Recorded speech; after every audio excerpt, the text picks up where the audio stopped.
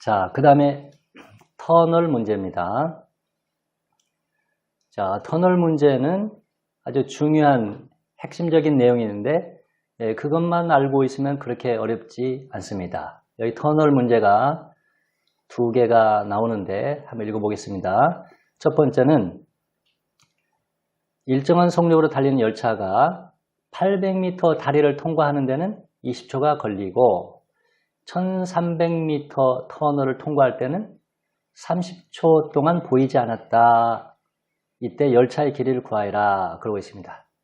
보통 문제들은 뭐 800m 다리를 건너는데 30초가 걸리고 1300m 터널을 통과할 때는 몇 초 걸렸다. 이런 식으로 표현되는데 이 문제는 그게 아니고 30초 동안 보이지 않았다. 이런 표현을 쓰고 있죠. 그럼 이게 어떤 표현인지 조금 생각을 해봐야 되겠습니다. 그다음에 두 번째는 이건 좀 더 어려운 문제인데 어떤 기차가 490m짜리 철교를 32초 만에 통과를 합니다. 근데 이 열차가 가다가 마주오는 열차를 만났는데 그 열차는 길이가 60m이고 초속 15m의 속력으로 오는 열차입니다. 근데 그 열차를 스쳐 지나가는데 6초가 걸렸다고 합니다. 그러면 이 열차의 길이를 구하여라 이렇게 하고 있습니다. 그런데 이 문제를 보면은 마주오는 열차는 길이도 60m라는 게 주어져 있고 속력도 초속 15m라고 알려져 있는데 이 주인공인 열차는 길이도 알 수 없고 속력도 알 수가 없습니다. 이 두 가지를 우리가 알아내야 됩니다.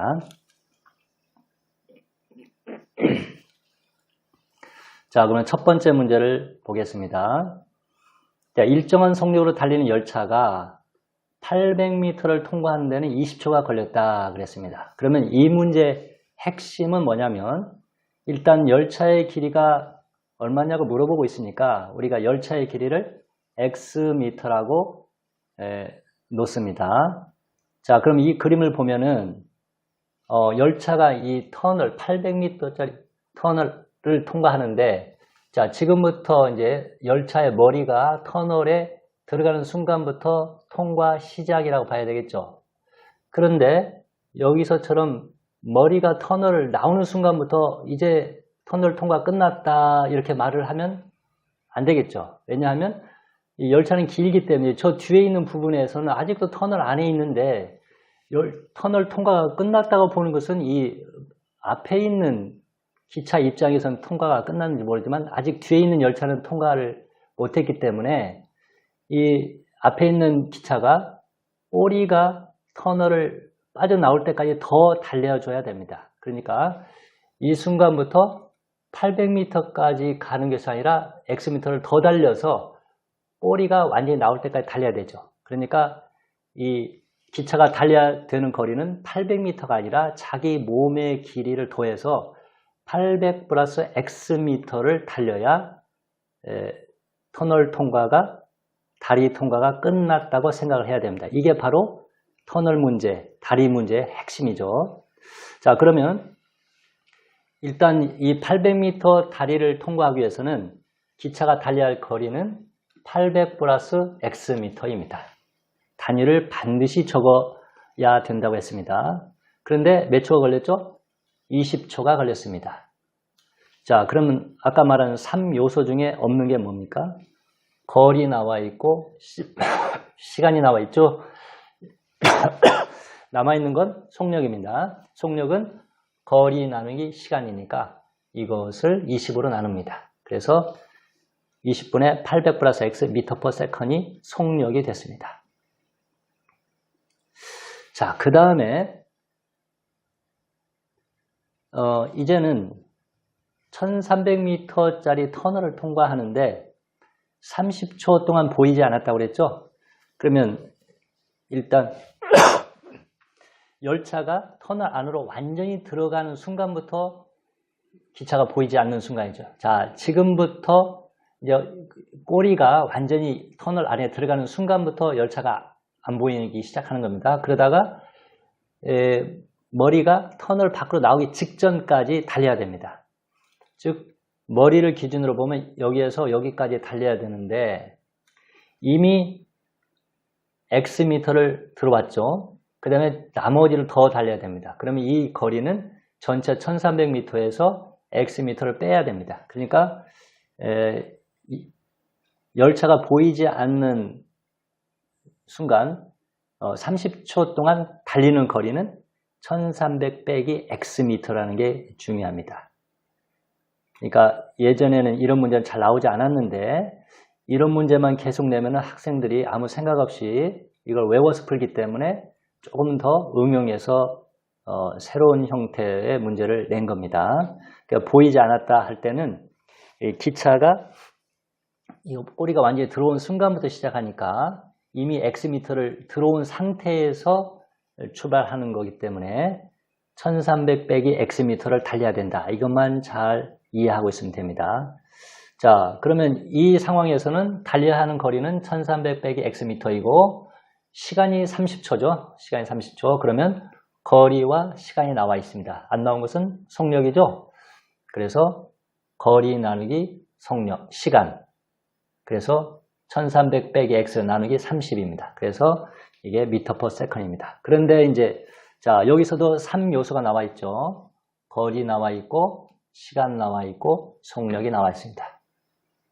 자, 그럼 이 순간에 이제 작동해야 될 것은 우리의 상식입니다. 자, 이 열차와 이 열차는 똑같은 열차입니다. 그러면 달라지지 않는 건 뭐가 있습니까? 거리도 달라지지 않게 똑같은 기차니까 거리는 똑같이 X고 근데 그건 별로 중요하지 않고 속력이 똑같은 거죠. 그러니까 여기서 나온 속력과 여기서 나온 속력은 똑같다는 걸 이용해서 이 식을 만들어냅니다. 이 식을 쓸 때는 단위를 떼어내라고 했습니다. 20분의 800 플러스 X는 30분의 1300 빼기 X입니다. 자, 분모 20과 30을 없애겨서 양변의 최소 공배수 60을 곱해줍니다. 그럼 여기가 약분돼서 3 곱하기 800 플러스 X가 되고 여기다 60을 곱하면 2 곱하기 1300 빼기 X죠.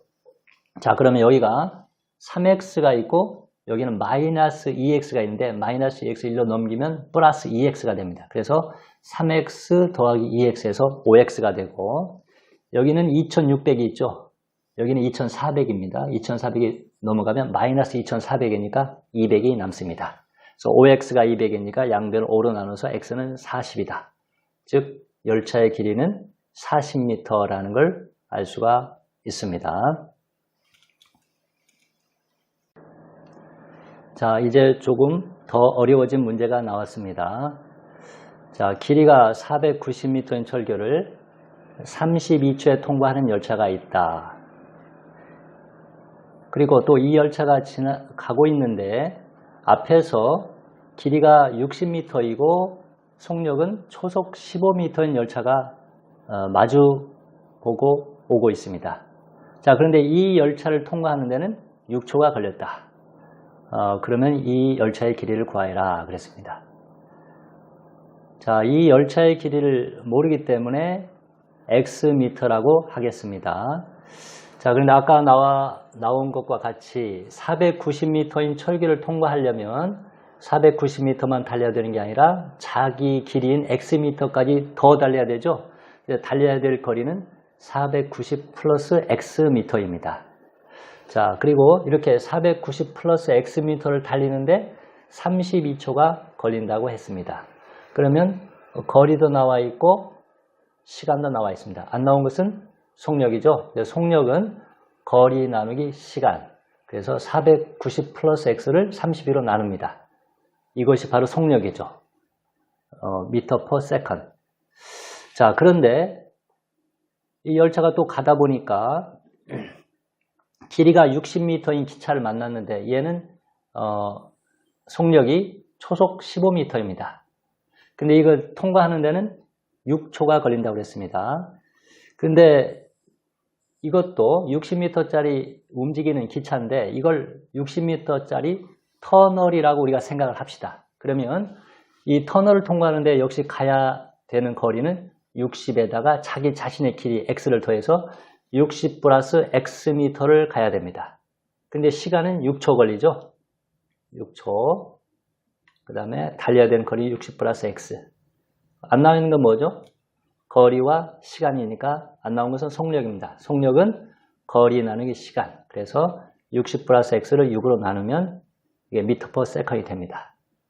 자, 이러면 이제 첫 번째 상황에서 3요소가 다 나왔고 두 번째 상황에서 3요소가 다 나와 있는데 이제 우리의 상식을 동원해서 식을 만들어내야 됩니다.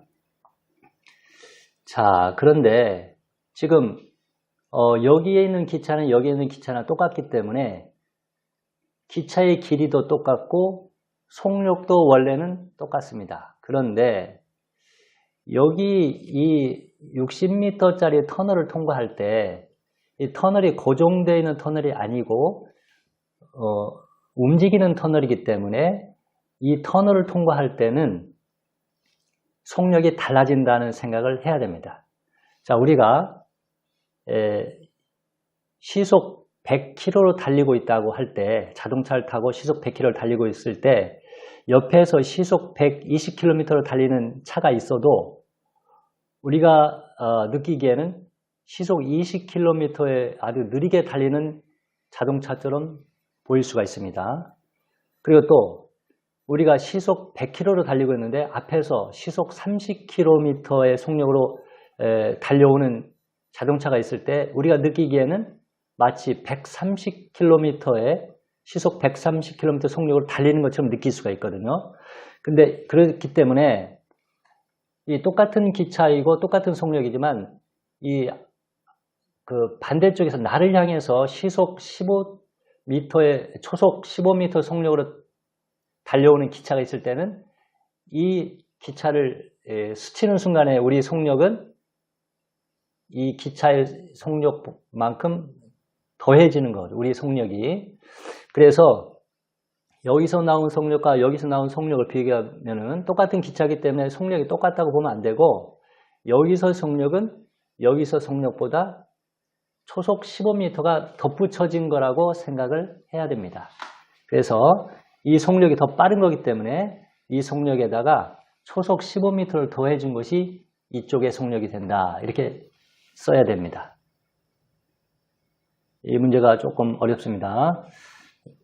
그러니까 이 기차를 터널로 보고서 60m짜리 터널을 통과하는 걸로 보긴 했는데 움직이는 터널이기 때문에 이 터널을 우리가 통과할 때에는 15m per second만큼 더 빨라진 속력으로 통과하고 있다. 이렇게 생각하면 됩니다. 그래서 여기서 나온 속력은 여기서 나온 속력보다 초속 15m가 더 빠르게 가고 있다. 이렇게 생각하면 되겠습니다. 자, 이 식에서 분모 32와 6을 없애기 위해서 최소 공배수인 96을 곱해줍니다. 여기다 96을 곱해주면 약분이 돼서 분자에다가는 3만 곱해주면 되죠.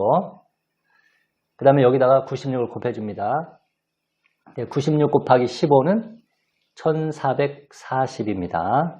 그 다음에 여기다가 96을 곱하면 약분하면 16이 되기 때문에 분자에다가 16을 곱하면 되겠습니다. 자, 이걸 곱하면 1470 더하기 3x 더하기 1440 여기 16 곱하기 60은 960 더하기 16x입니다. 자, 그러면 3x를 이쪽으로 이항하면 마이너스 3x가 되죠. 그래서 16 빼기 3이 되니까 13x가 되고 자, 이걸 두 개를 더하면 2910이 됩니다. 그 다음에 960을 1로 이항하면 마이너스 960이 되죠. 그래서 13x는 이걸 빼면 1950이 됩니다. 양변을 13으로 나누면 x는 150m가 됩니다. 자, 이 문제는 조금 어려운데 이런 문제를 처음 보는 학생은 아무리 머리가 좋다 할지라도 한 번 듣자마자 완벽하게 이해하기는 어렵습니다. 그러니까 한 번 들어서 완벽하게 이해가 안 되면 최소 3번, 4번 반복해서 읽어보면 완벽하게 이해가 될 수 있습니다. 그러니까 한 번, 두 번 보는데 그치지 말고 3번, 4번 이렇게 반복해서 봐주시기 바랍니다. 그 다음에 강물과 운동장 문제인데 자, 강물 문제가 뭔지 한번 보겠습니다. 첫 번째, 속력이 일정한 배를 타고 길이가 10km인 강을 거슬러 올라가는 데는 1시간이 걸리고 강을 따라 내려오는 데는 30분이 걸렸다. 물이 흘러내려가는데 그 물길을 따라 내려올 때는 좀 빠르게 갈 수 있기 때문에 시간이 단축이 됐죠. 이 강에 종이배를 띄운다면 이 종이배는 2km를 떠내려가는데 몇 분이 걸리겠는가 그랬습니다. 이 종이배는 뭐 동력이 없기 때문에 물이 흘러가는 대로 그냥 따라 흘러갑니다. 그러니까 결국 종이배의 속력은 결국 강물의 속력을 이용하면 되는 겁니다.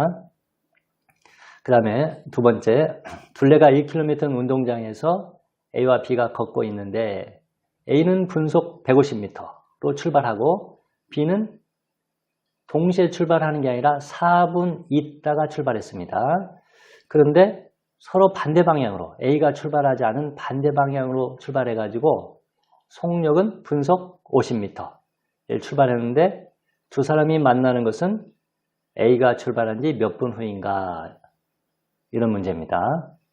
자, 그러면 첫 번째 문제부터 보겠습니다. 자, 강물 문제는 그 상류를 향해서 거슬러 올라가는 분위기를 만들기 위해서 이렇게 비스듬하게 그어놓습니다. 그러면 여기서 강이 하류에서 상류로 올라가는 모습이죠. 자, 첫 번째 올라갈 때는 자, 이렇게 합니다.